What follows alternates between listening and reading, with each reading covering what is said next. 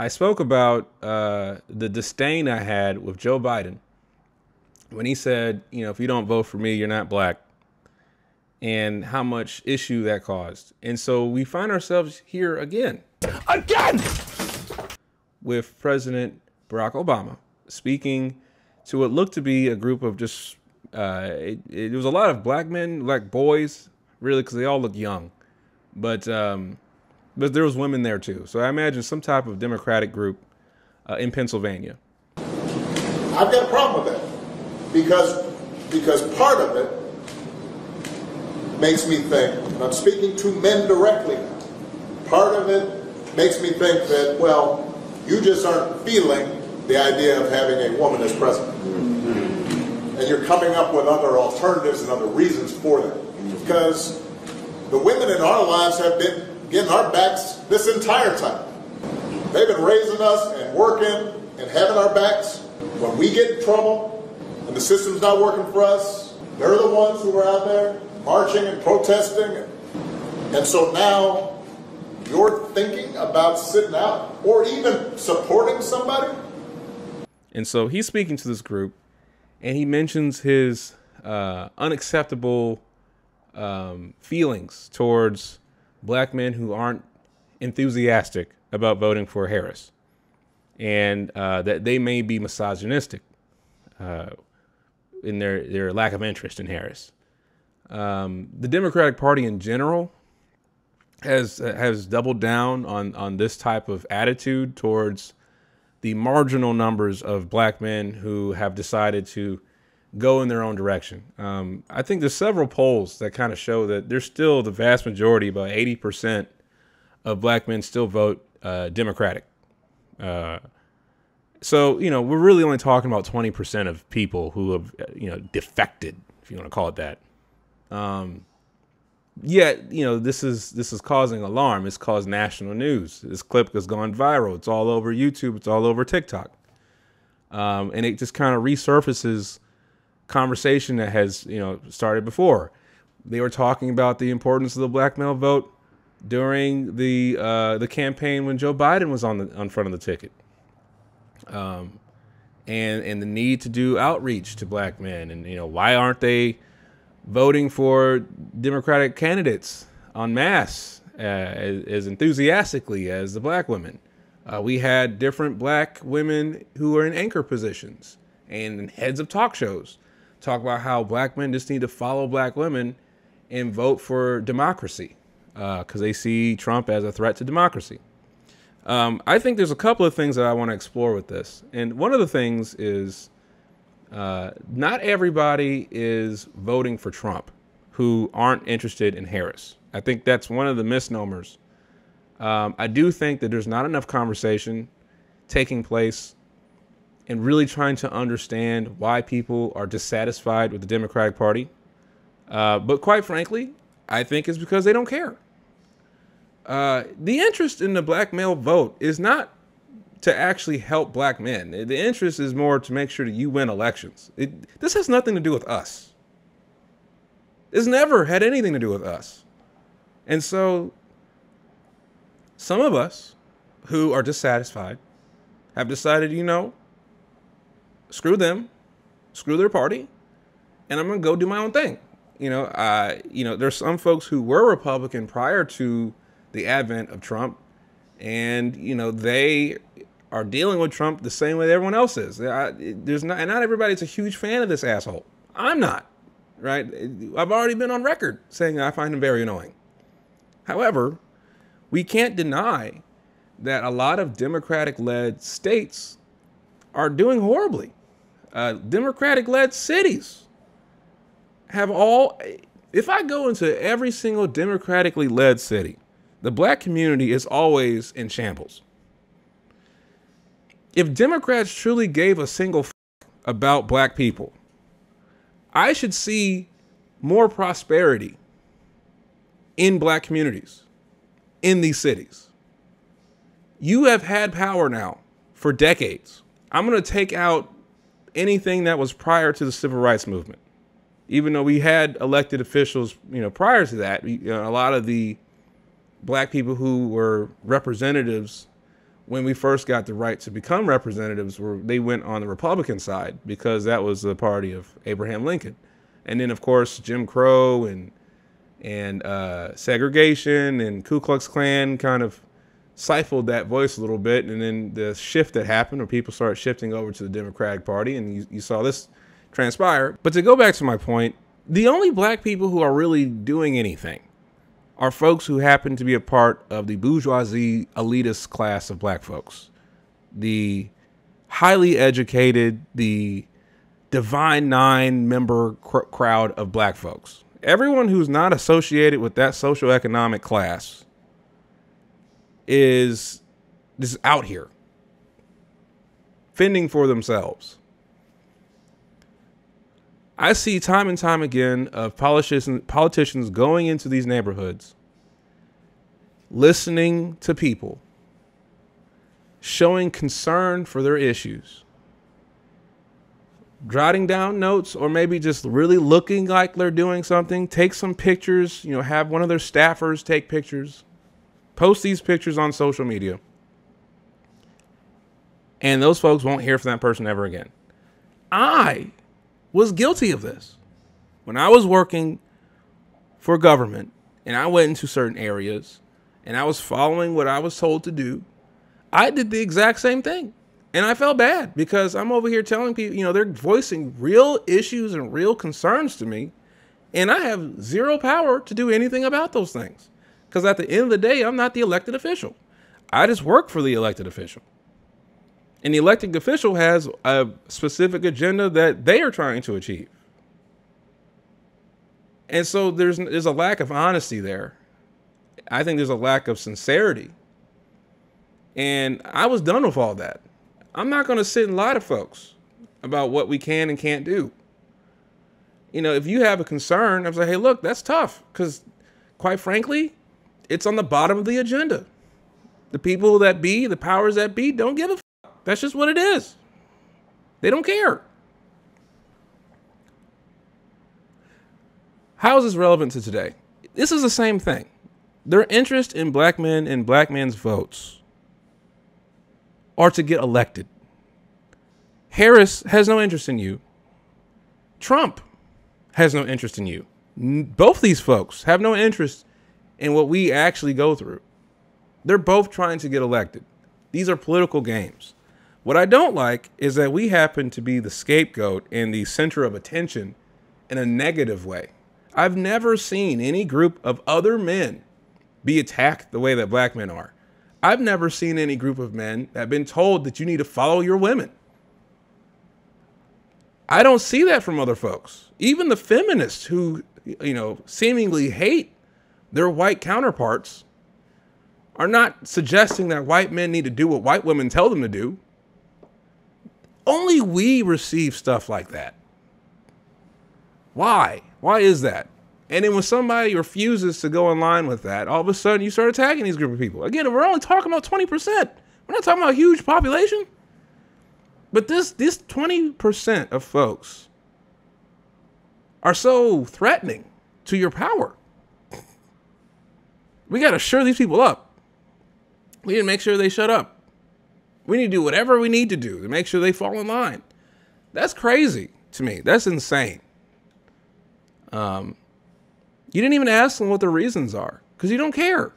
You don't ask these people why they're voting a certain way or why they're not voting a certain way. You're not interested. You just want them to do the thing you want them to do. I even have people in my own family telling me that I need to listen to women. I need to do this and do that. I need to do this. And I found it very interesting how one of those guys in the montage was talking about, I wouldn't even vote for my own mother. First, y'all call us low-informed voters, low-information voters, misinformed voters. Now you want to come out and throw my mama in this shit. That if my mom's was president, I ain't voting for her. My grandmother could be my own. I wouldn't vote for them either. If they got the same radical policies. I have my own mind. If my mom did a good job of raising me,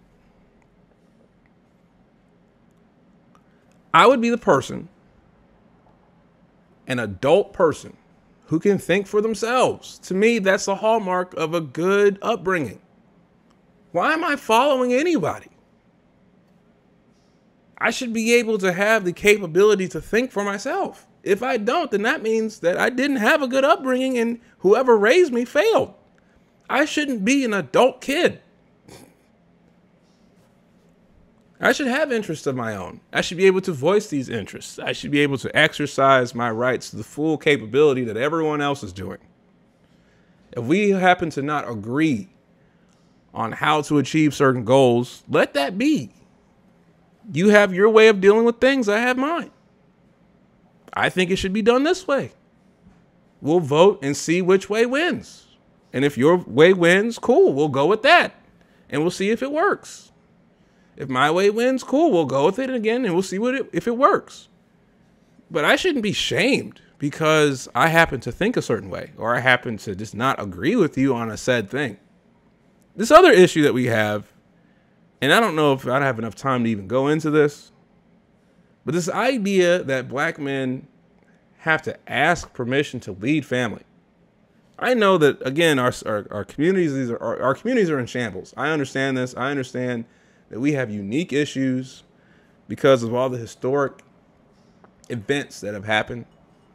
But we're living in a time where people are getting access to information. They are trying to right wrongs of the past. For those who didn't grow up with fathers, they're trying to be good fathers.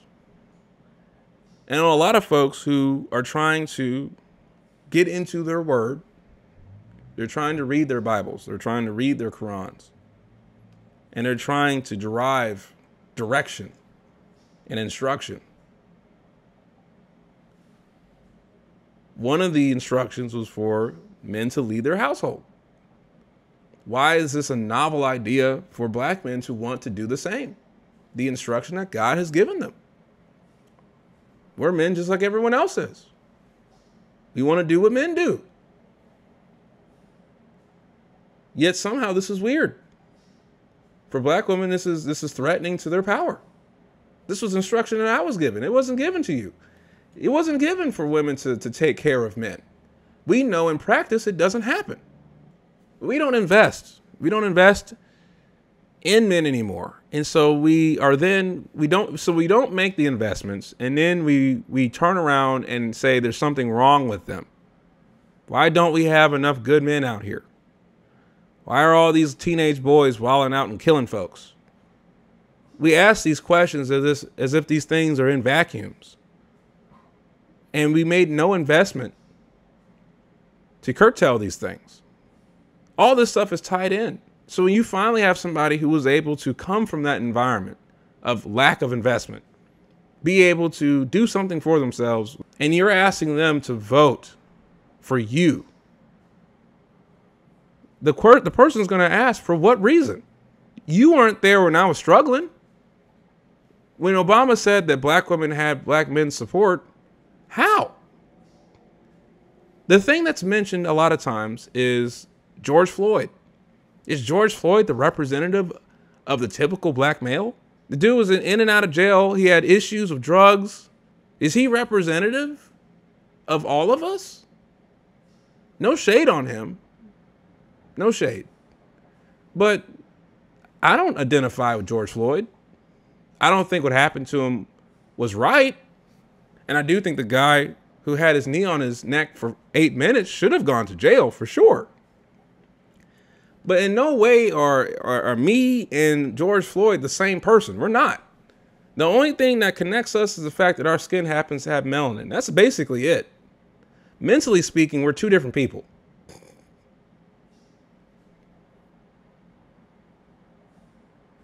Now, I will say this. There are some black women that have helped folks and have helped the community. But to say that, women in general, no, that's not the case. It's not black women. It's some individuals. This generalization thing, the language that we speak in, needs to adjust. So for Barack Obama, I think I said in a tweet, or I guess we don't call them tweets anymore. I guess you call them whatever it is you call them on the X platform. I mentioned that the words of Barack Obama shouldn't upset you. Figure out what's important to you, right? Contrary to popular belief, you don't have to have an opinion on every issue. You don't need to. Just pick one thing that you're really passionate about. If it's the economy, let it be the economy. Figure out which candidate has the best plan for you and vote for that person. And don't feel any type of way if it doesn't align with some of your family or some chick who's barking at your face telling you, why did you do this or why did you do that? Stand on business. As long as you have good reasons, stand on business. If you don't have good reasons, then it's on you to make sure you're doing your research. It's on you to make sure that you're not just doing things blindly. Yes, get informed. Understand history. Again, I'm never going to say that Trump is a great guy. I'm never going to say that. He's not. That's historical record. We've done videos on Trump. However, if you're an individual who thinks that despite his nonsense and despite his questionable morality, if he still provides you the best opportunity to succeed and you feel that way, vote for him.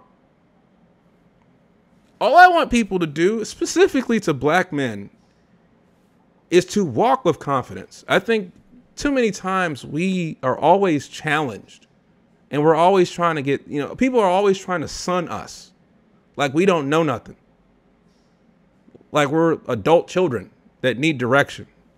And I just want us to be able to feel confident in the choices and decisions that we make and to stand on business on that, regardless of what that is. As long as you have your reasons, you don't have to tell me what those reasons are. They don't have to be in line with my reasons. I have different reasons for the things that I do. As long as you can stand on that, I think that's the more important thing. And to getting into the practice of exercising your voice. I think that's going to help us in general. So there's no reason for us to be upset about Barack Obama. He has his opinions. Let him have his opinion. It's okay. It's not a big deal.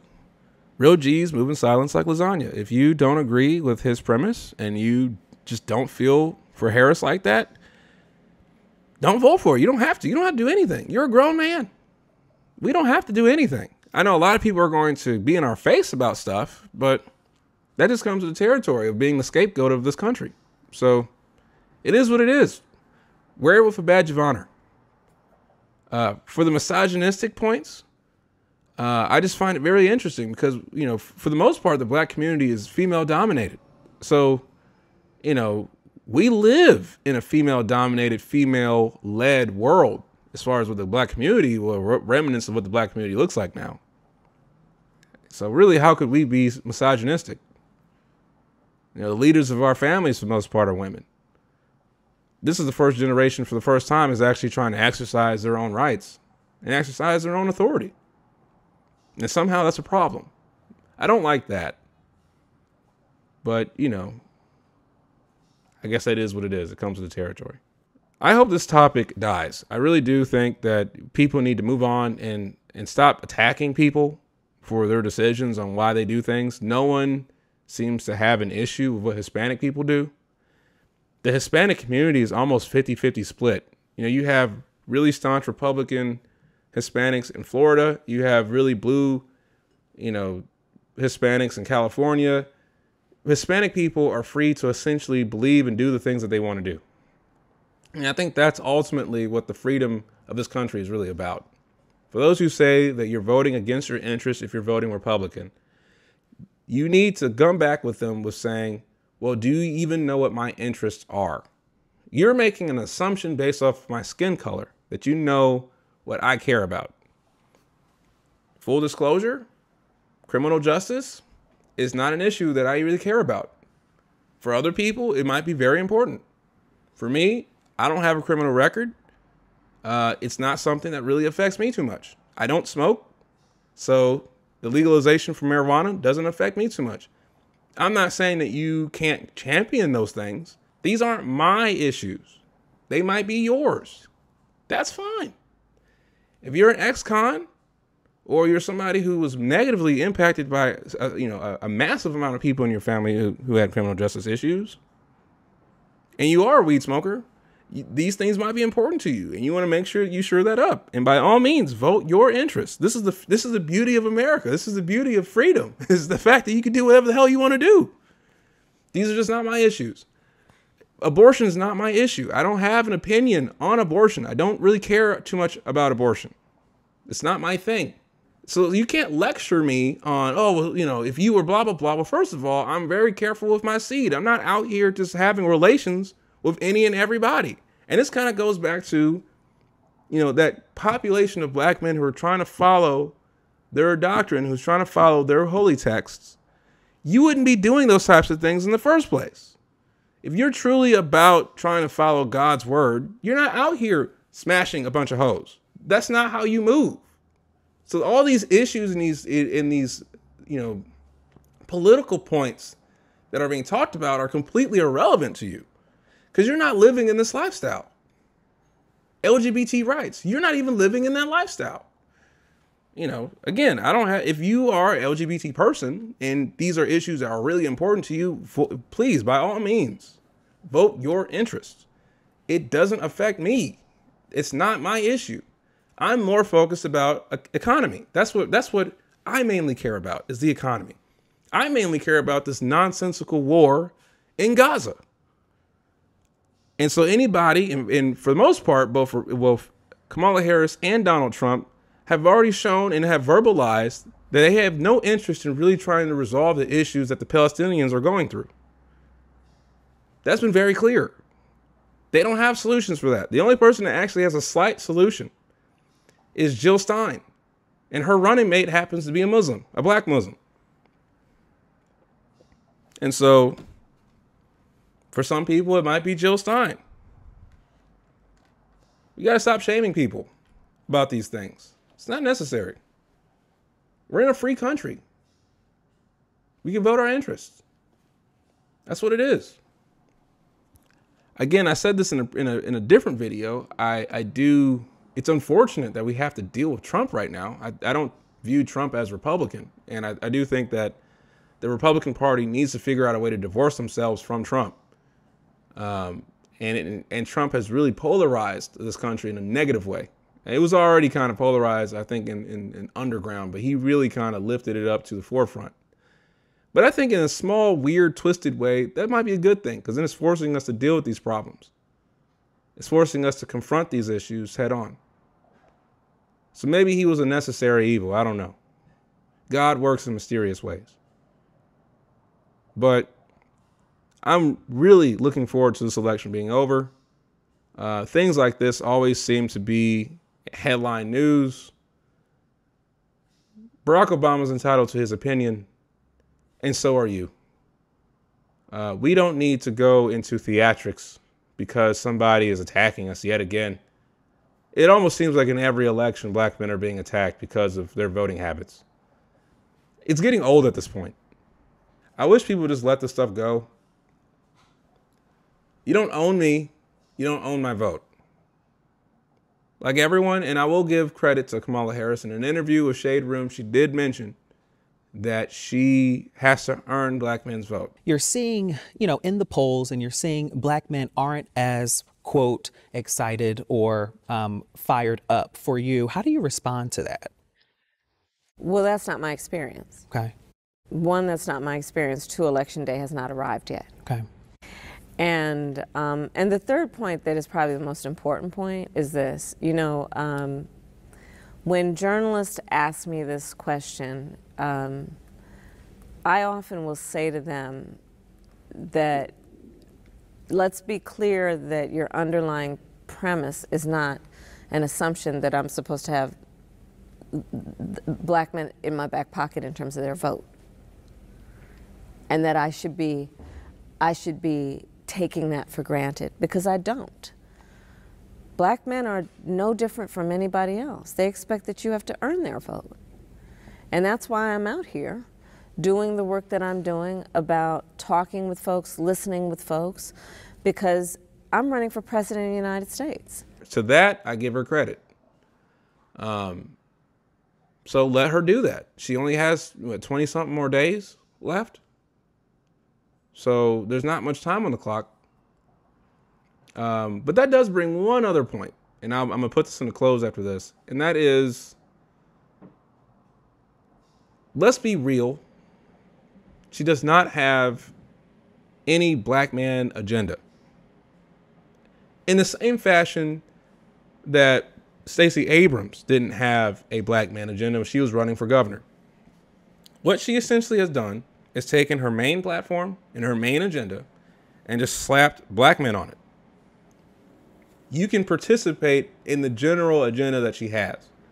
The loans for small businesses that she's talking about is not exclusive to you. It's open. I don't know if it's open for everybody, but it mainly is open for both men and women. And so, we're adults, right? We're not stupid. Just be real with us and say, hey, look, I don't have a specific agenda for you personally, but the agenda that I have will impact you. Maybe, potentially. Just be real and say that. And that's my issue with just elections in general. You got lies coming on from both sides. Trump lies, Harris lies. Obama was in a speech talking about Trump has his own Bible and was trying to, be next to the Gospel of Matthew. And most recently, a Trump Bible. He wants you to buy the Word of God, Donald Trump edition. Got his name right there next to Matthew and Luke. You could not make this stuff up. If you saw it on Saturday Night Live, you'd say, well, no, that's going too far. No, he's doing that. It's crazy. And the reason he does it is because all he cares about is his ego and his money and his status. He's not thinking about you. And I'm hoping that was a joke, but it didn't really seem like that. Or he didn't make a distinct line between just messing around and actually reporting on something.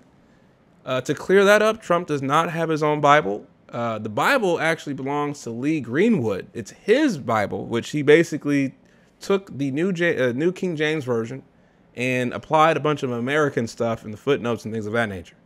And Trump decided to sell that Bible. It's not his Bible. Why is that important? Because you can't say that your opponent lies all the time about things and you're lying too. To me, that's being hypocritical. And this is why I don't like politics, even though we've done so many political videos on this channel. It's ridiculous. But it's one of the things I can't stand the most is the fact that people on both aisles lie about everything. And so it's like, how can you trust anything that you hear from anybody? Because everybody's lying. Because everybody just wants what they want. Everyone's just trying to get voted into power. And I wish things would be built on honesty. Just be real with folks. But I think that might be asking for too much. That's my rant for today. I know I've put on 2 rants back to back, but it's just these things just bother me so much. I can't stand it. Anyway, we'll see y'all next time. Please remember to like and subscribe. Also follow us on all of our podcasting platforms, and of course, not to forget to mention that you guys make this whole thing run, and so we appreciate everything that you do. Thank you.